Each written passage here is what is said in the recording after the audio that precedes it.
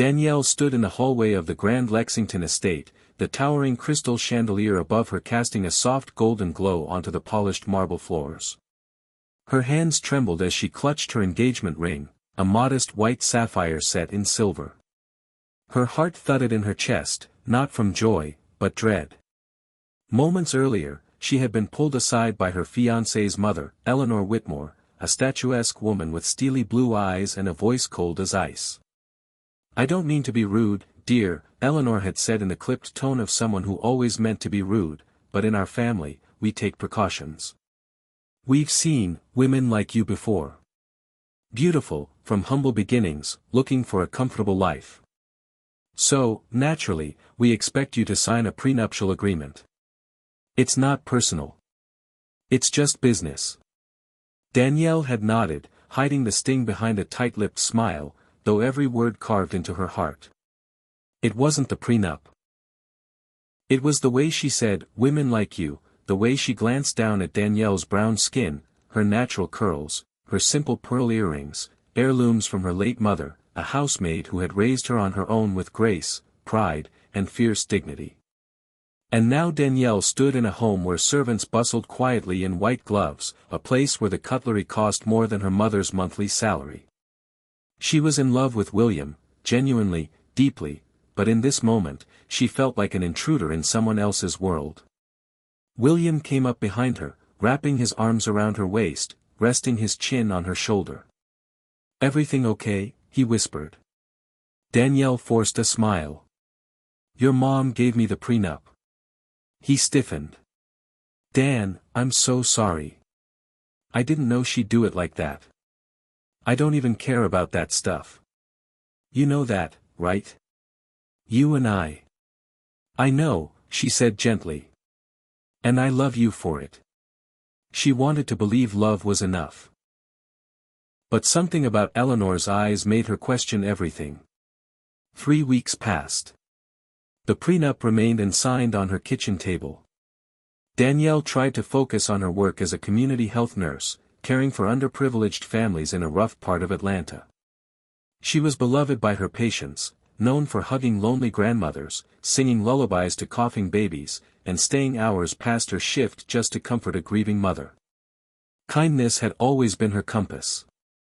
Her mother, Laverne, taught her that. Laverne had been a maid in wealthy white homes for most of her life, including the Whitmore's estate, though she never told Danielle which family it was, out of pride. "You are nobody's charity," she used to say. "You are a blessing. And when you walk into a room, you walk like the blessing you are." Danielle had tried to live up to that, even when the world didn't reflect it back. One evening, she was finishing up her shift when a frail old man stumbled into the clinic, coughing violently. He looked homeless, wild gray beard, mismatched shoes, eyes full of exhaustion. Most of the other nurses hesitated, but Danielle rushed to him, guiding him gently to a chair. "Hey there," she said warmly. "You're safe now. I got you." He stared at her with watery eyes. "You remind me of someone. You've got Laverne's eyes." Danielle froze. "You knew my mother?" The man nodded weakly. "Knew her well. Laverne saved me a long time ago, when I didn't have a soul left to save. She was the kindest woman I ever met." He didn't say more before the nurse on duty ushered him into an exam room. Danielle never got his name. But something about him stirred something inside her. The next day, she received a phone call that changed everything. "Miss Danielle Rivers?" a smooth voice asked. "This is Martin Keene, attorney for the late Mr. Charles Whitmore. We'd like you to come into the office. There's something he left for you." "Wait, Charles Whitmore?" she asked. "That's my fiancé's grandfather." "Yes, ma'am. He passed 2 nights ago. Before he died, he made a change to his will." Danielle sat in the walnut-paneled office, heart pounding. William was next to her, eyes wide. Eleanor sat across from them, her arms crossed tightly, radiating suspicion.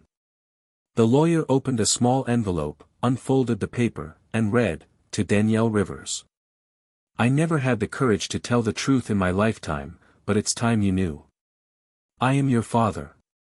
I met your mother, Laverne, when she worked for our family. We fell in love, but I was a coward.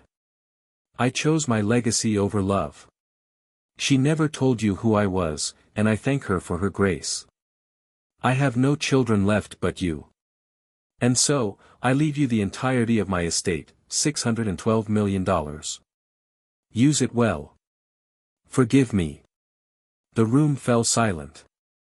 Danielle felt the world tilt under her. What? Eleanor stood abruptly. This is some kind of joke.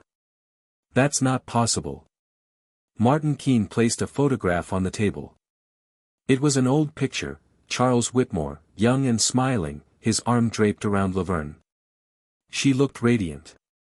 Behind them was a house Danielle recognized from childhood photos. Eleanor's face drained of color. William looked at Danielle, stunned.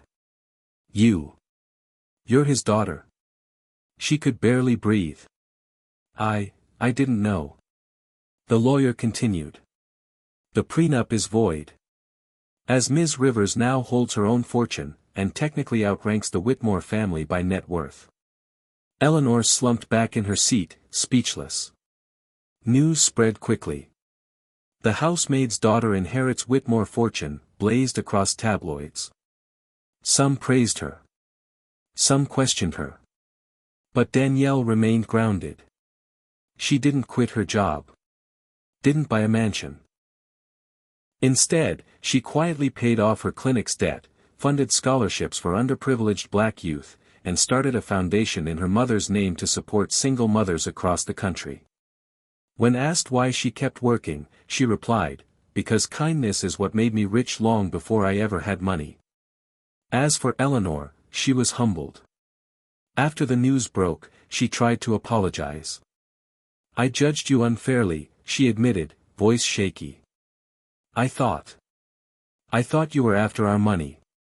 Danielle looked at her with deep, steady eyes. "I was never after your money. I was after your son's heart." Eleanor blinked, tears welling in her eyes. "I'm so sorry." Danielle reached out and gently took her hand. "Forgiveness is free.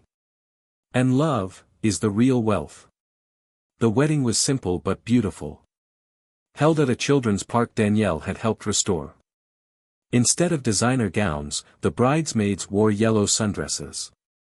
The guests donated to charity in lieu of gifts. Children danced. Laughter filled the air. And Eleanor, seated in the front row, wept openly when Danielle walked down the aisle.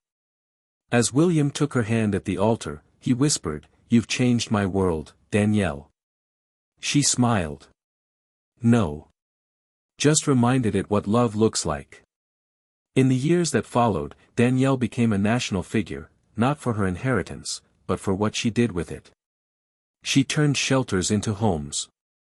Built clinics where there were none. Showed the world that compassion wasn't weakness, it was the most powerful form of strength. One journalist asked her once, "What's your secret to staying kind when the world wasn't always kind to you?" Danielle smiled thoughtfully and said, "My mother used to say, kindness is a seed. Even when it's buried, it grows." She was right. Because today, the world is blooming.